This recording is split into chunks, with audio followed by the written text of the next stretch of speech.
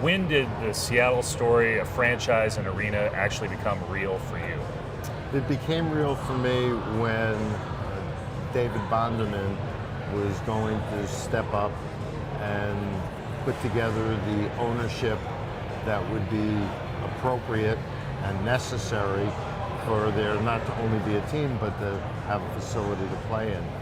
And taking the arena situation, the old KeyArena, Seattle Center, and having a vision which came from Tim Lewicki, that was what all brought it together. There had been one or two other people over the years who claimed that they had the arena solution for Seattle, but it never seemed real to us until Tim Lewicki with David Bonderman came to us and said, here's our plan.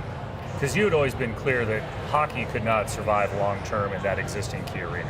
Well, the existing KeyArena, I don't think, in its then current form, didn't even have ice, and it wasn't a major league state-of-the-art facility. Seattle's a great city, a great sports town. We always believed that hockey would do well there, but we needed a place to play. Not unlike what we went through in Las Vegas.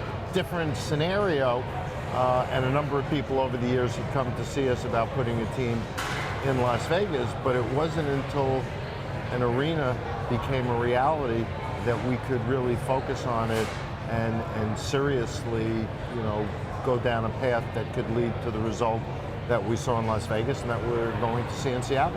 And I don't think people realize, you actually flew out to Seattle, you met with city officials on another whole project. Yes, with another potential ownership group, and then there was a potential local developer, but until you really had somebody who had the plan, the vision, and the resources to put it all together, there was no point in trying to figure this all out. Todd Lewicki, we didn't mention his name until now, has been incredible, a force of nature, putting together a great organization both on the building side and on the business side, a very diverse group in the organization, bringing in Ron Francis and bringing in Tammy Granato on the hockey side.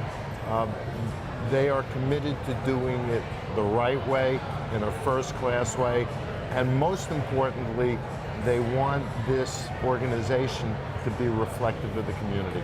They're doing it all right, and again, ownership is giving a great leader in Todd Lewicki the resources and backing that he needs to build a franchise, and he's no stranger to that. He's been in a number of leagues. He's been with us before. He's been in a turnaround situation that was harder, I think, than an expansion team, and I'm referring to Tampa Bay. Todd is really somebody who's the consummate professional, knows what he has to do and does the right things. And it's interesting watching the dynamic between him and his brother. Yeah, it is interesting. And you talk about Todd, they have hired a majority of women in senior leadership positions. There's been a lot of talk at All-Star Weekend about women, the women's game. Lewicki has even talked about bringing a women's team to that Northgate facility. Where do you think women's hockey is headed as it relates to the National Hockey League? We continue to want to shine a greater spotlight on the women's game. It's one of the reasons we had the elite women players participate in skills last night. This is a process. There are lots of issues that are going on. I know a lot of people say just go out and start a league. That's not so easy to do, but we're very supportive of the game in terms of giving it exposure. We've been supportive financially. Again, we want more people to have an opportunity to see the great women players, and that's a process that will continue.